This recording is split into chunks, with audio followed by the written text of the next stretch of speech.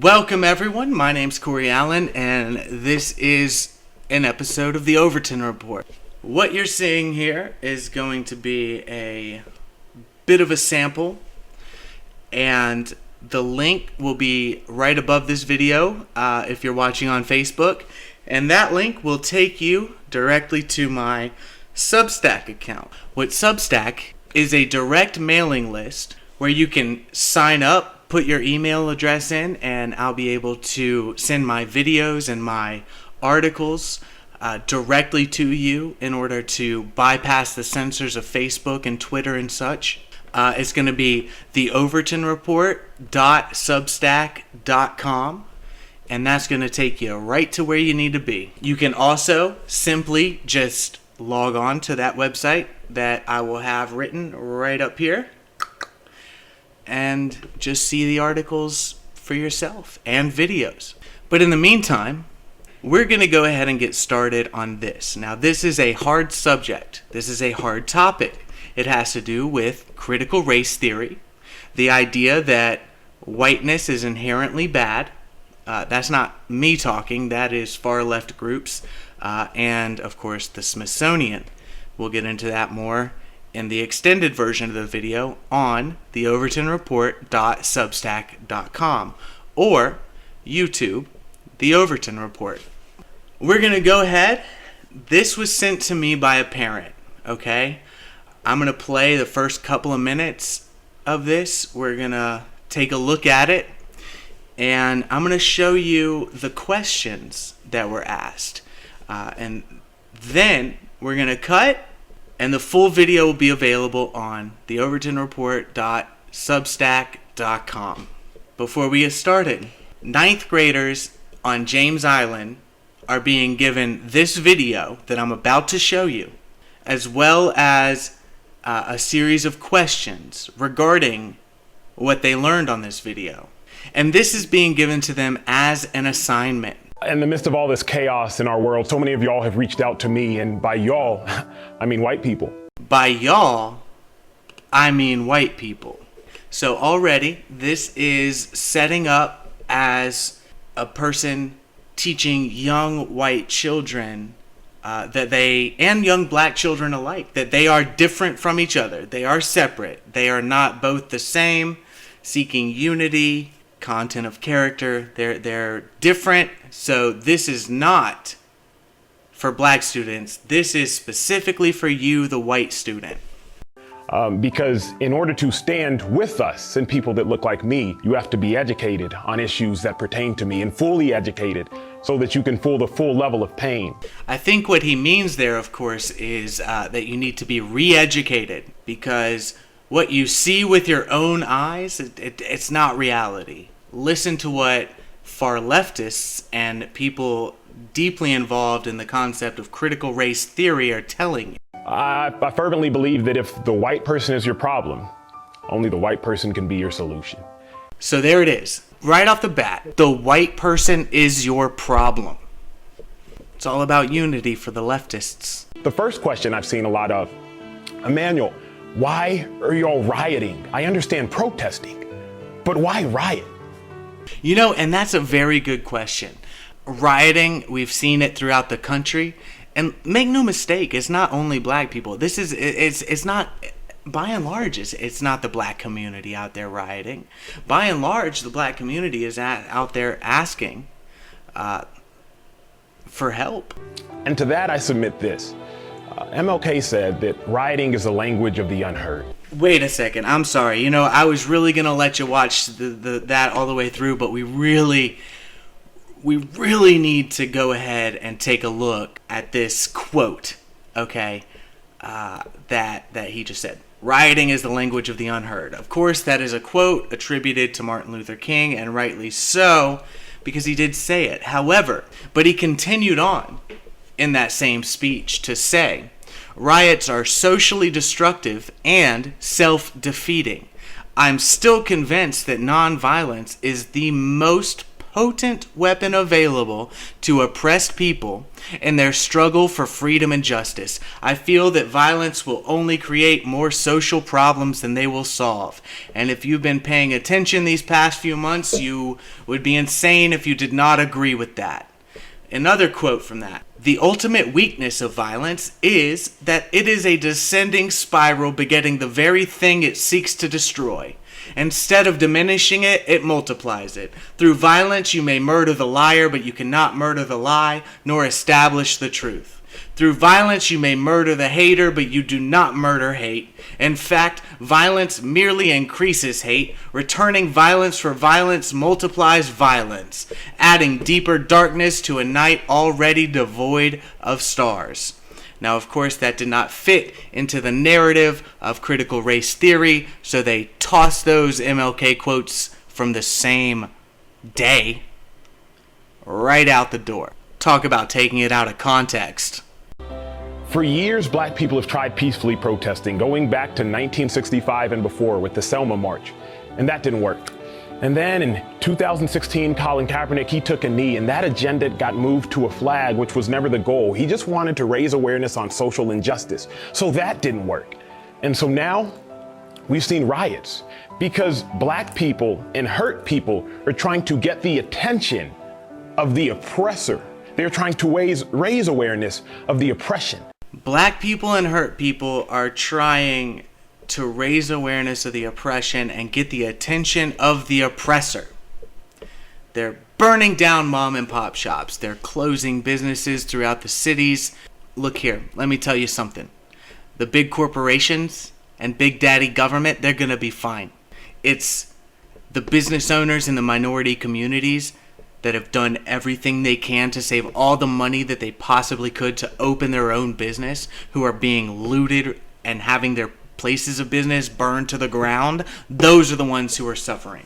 So don't give me that we're trying to get the attention of the oppressor nonsense. Remember, they are teaching this to students in their early years of high school, if not their later years of middle school. These are 13, 14, and 15-year-olds being taught that rioting is an acceptable form of protest if you're trying to get the attention of who you perceive as the oppressor. Wow. And let's go ahead and take a look at this next part, because this is where it gets real. And this is where you're going to see exactly what I'm talking about. And this is where it really starts to blow my mind. I was biking around Lake Austin the other day, and there was a white girl about 15 meters ahead of me. And as I'm on my bike, I say to her, "On your left," because I want to notify her I'm coming so that she can change her course of action. I get 10 meters away and I increase my voice, "On your left," because she had yet to move. I get 5 meters away and she's still there, and I say, "On your left," because I realize if she doesn't change her course of action, there will be a collision. And as I approach her, I yell, "On your left," and we collide. My goal was never to hit her, but because she had her headphones in, she didn't hear me, and so she didn't change her course of action. I believe that that's the same thing black people are doing now. 1960s, we're yelling, "We're oppressed." He's comparing riots to riding your bike and screaming, "On the left!" And because that person had headphones in, they didn't hear him, and so he slammed right into them. Yeah, that's exactly what this, and this, and this, and this, and this, and this remind me of. Riding your bike. Now listen, we're going to continue breaking this video down in the substack.com page, which you'll find above this and written right up top here right now. And we're going to delve deeper into this. What I want you to understand is that, A, this is straight out of the critical race theory, which is a far-left communist philosophy that replaces the terms bourgeois and proletariat with black and white to further cause division in our nation and the world, truly. 2, almost everything that has been said thus far in just the first 2 minutes are littered with logical fallacies, straw men, and really just arguments based in pure fantasy. And 3, they are teaching this to 9th graders in James Island and many other schools in the Low Country right now. Before we delve deeper, and I send you to the website above here, theovertonreport.substack.com, to look at the further in-depth hellscape dystopia that this man continues to teach your children, let's take a look at the questions that this Charleston area teacher put for these students to answer. And keep in mind, this was in a resource class for children with learning disabilities. 1. Define oppression. 2. What do you think about riots and peaceful protests? And as we've seen, the answer to that question already should be something along the lines of, if the indoctrination is complete, well, riots are kind of like riding your bike and asking somebody to move, and then they don't, so you hit them. Do riots work? Does peaceful protesting work? Well, the man already said peaceful protesting does not work and that riots do work. So here's where it gets interesting, and this will be answered in the more in-depth version at this website, www.theovertonreport.substack.com. And remember to sign up for the newsletter. What is the, quote, death sentence for a black man? Oh, you're not going to believe this. You're not going to believe it. 5, do you use the N-word? Do you think it's okay for black people to use the N-word but not white people? And what did you learn from the video, or what can you teach me from the video? 7, define ignorance. Well, I would say ignorance is ignoring everything that we have been shown to be true about the United States, where hard work can pay off. And I'll tell you this, though. If you equate success with owning a Lamborghini, well, of course you're going to see yourself as a failure, because that's not success. Okay? That's not success. So listen, this is being taught in your children's schools without your knowledge.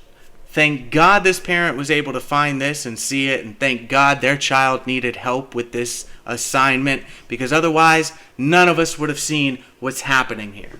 Here we are. Go to the page. You'll see a more in-depth analysis of this, and we will take it from there. We're going to bypass the censors. Thank you guys so much for the support. And just for everyone to know, we'll be in Hilton Head Island tomorrow speaking to a group of conservative patriots regarding censorship and all of the stuff that we're really facing as a nation right now because of that. So we will bring you some coverage of that, and thank you all so much for your support. So listen, now that we got that out of the way, let's keep watching. And now you see the collision that's occurred in America. So, while I don't condone rioting, and I'm sure you don't either. I don't condone rioting, except for all of the stuff that I just said that excuses rioting for certain people. Because for the most part, black people and others that are looting and rioting destructively, they're burning down their own homes. First of all, they're not burning down their own homes. They're burning down the businesses and homes of other people in a city in which they live. It's not the same thing. Destructive, yes. But you can't just say, look, I don't condone rioting, except everything that I just said condoning rioting. That's not how these things work. Your wordplay, your mental gymnastics, it ain't working here, bro. But when you think about the 5 different stages of grief, you come up to one stage, which is called anger. And sometimes emotions, they don't know their actions. Sometimes emotions, they don't know their actions. You are continuing, after you say you don't condone rioting, to condone rioting and excuse it as emotion. No, sir. This is mob mentality. This is nothing more than a far-left mob using the black community as a stepping stone to further their goals of ultimate control of the population. You know, another question I get from my white friends, they ask me, why do you think white privilege exists? And I say this, if you and I were in a race, and the official at the start line, they held me back for the first 200 meters, and you had a 200-meter then head start, the only way to level out that race is to either stop you from running or put me on a golf cart and catch you up and catch myself up. That's a good point. You know, Fair Housing Act of 1968, affirmative action, historically black colleges and universities being given millions upon millions upon millions of dollars, quotas for Asians and white people in colleges that allow more African Americans to become students and graduate from those universities. That's a very good point. That's a very good point. Well, you see, what we've done in America is we've simply said, okay, Emmanuel, you're now free to run. And we've acted as if it's a fair race, when in all honesty, black people were held back for hundreds of years. And so if in the late 1960s we say, okay, black people, you can go now, that's not a fair race. LBJ, he said it best when he said, you can't shackle and chain someone for hundreds of years, liberate them to freely compete with the rest, and still justly believe that you've been fair. As a matter of fact, you know what? He did say that. He did say that, which again is where the Fair Housing Act of 1968, school segregation being taken out, affirmative action, that's where all of those things came in order to put a turbocharger on the golf cart, as you so eloquently put it. You know what else LBJ said, though, after he finished giving you that, cute little line to live by? Quote, "These Negroes, they're getting pretty uppity these days, and that's a problem for us, since they've got something now they never had before, the political pull to back up their uppityness. Now, we've got to do something about this. We've got to give them a little something, just enough to quiet them down, but not enough to make a difference." Lyndon B. Johnson, your hero who you just quoted, also said, "I'll have those N-words voting Democrat for the next 200 years. Because he has talked you into breaking up the black family, sucking on the government teat, and giving you just enough to where you quiet down, but where it doesn't make a difference." And that's who you want to quote as somebody who is so woke? Bruh.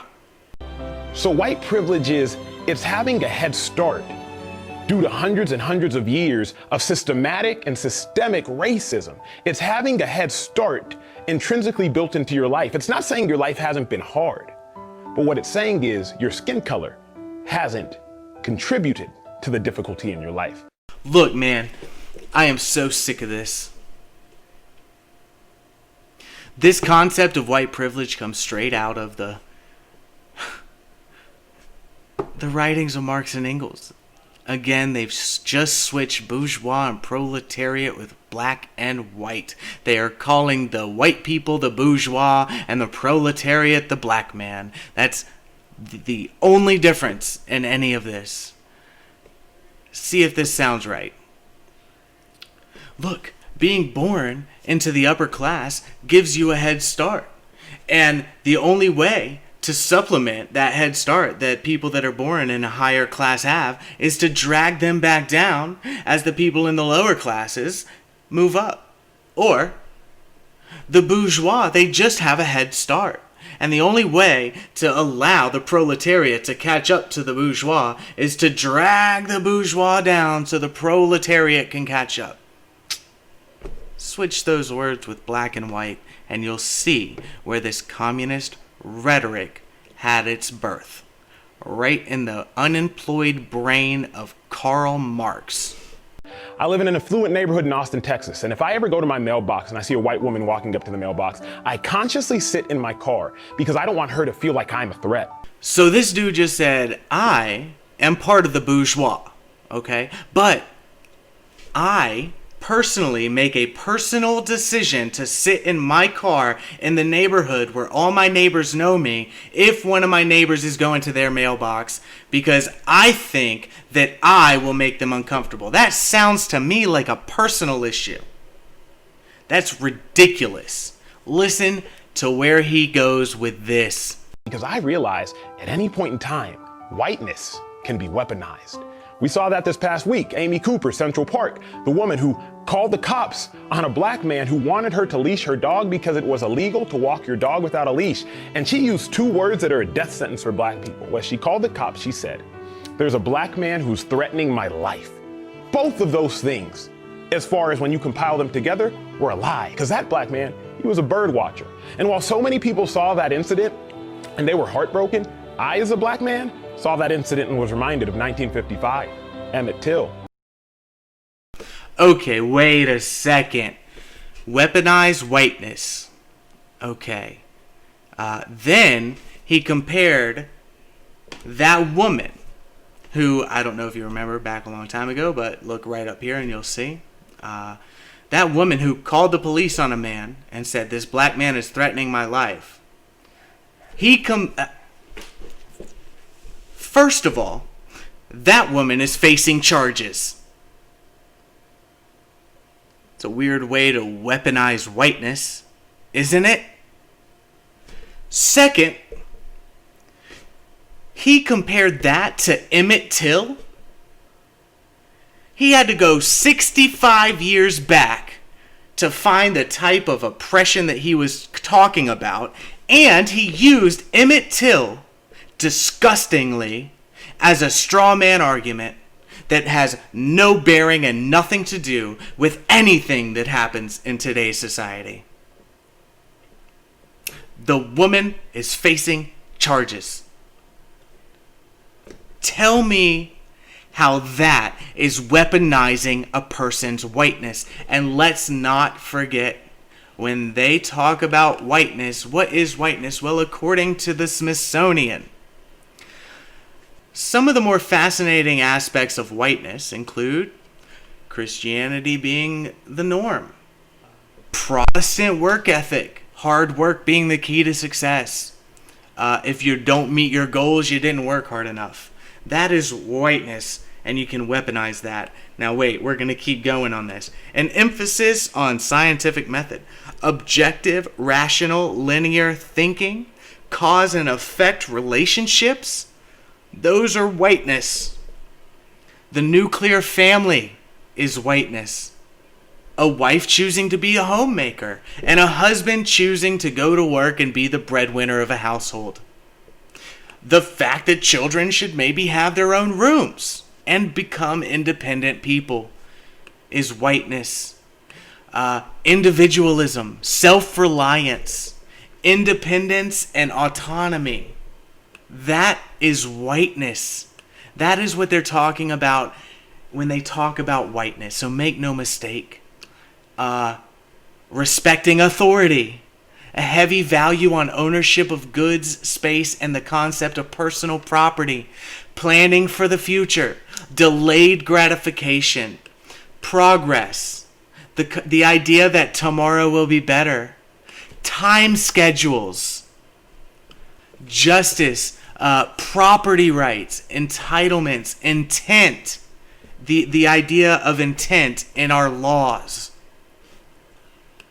competition, the fact that you can win something, making decisions, being extroverted, trying to fix situations, the King's English rules, written tradition, avoiding conflict, not overly showing emotion, being polite. This is the Smithsonian and their decision and definitions of what whiteness is. So when these far leftists and anybody in this critical race theory aspect, and again, I told you this is a hard subject, but it must be faced head on in a real way and discussed frankly. They're talking about these things that I just listed. This is bad.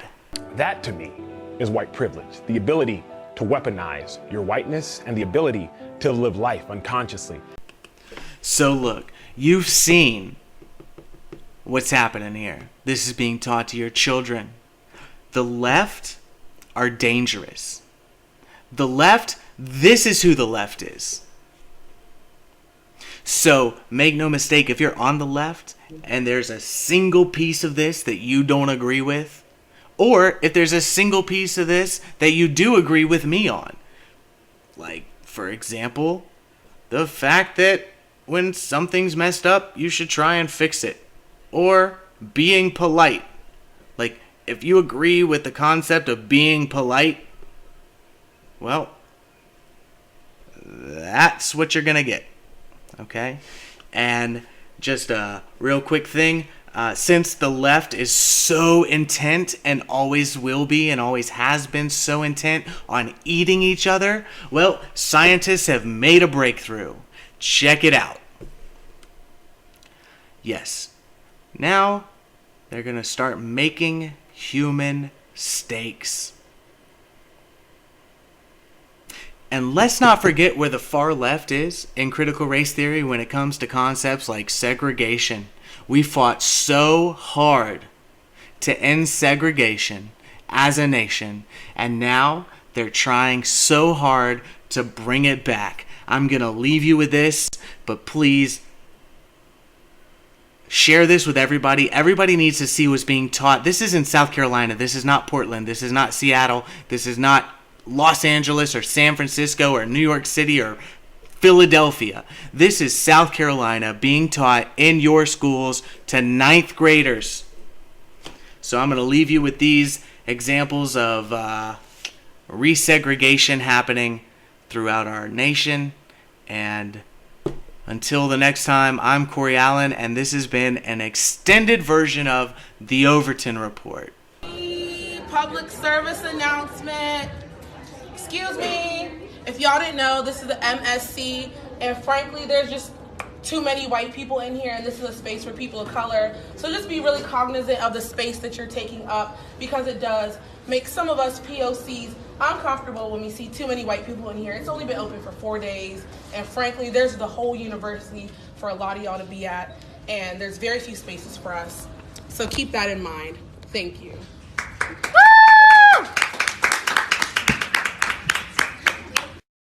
For all of you fucking journalists! For all of you fucking journalists! For all of you white liberals! For all of you white liberals! Who have been celebrating! Getting drunk off your asses! and drunk off your asses! About Biden winning this election! You are all a bunch of fucking fools! You are all a bunch of fucking fools! You are using this plaza You are using this plaza as a tourist attraction! as a tourist attraction! You are all acting You are all acting like this is fucking Disney World! like this is fucking Disney World! This is not fucking Disney World! This is not fucking Disney World! You have all colonized this space We all colonize this space for your own benefit! for your own benefit! We are still gonna be here, We are still going to be here, protesting, protesting, fighting, fighting, advocating advocating for our black, for our black, brown, brown, indigenous, indigenous, trans, trans, queer, queer, non-binary non-binary people who have been killed by police. people who have been killed by police. Remember, y'all, this isn't over. If you weren't out here in March, you shouldn't be out here right now. Go home. Unless you're with this movement, go home. This is not a party.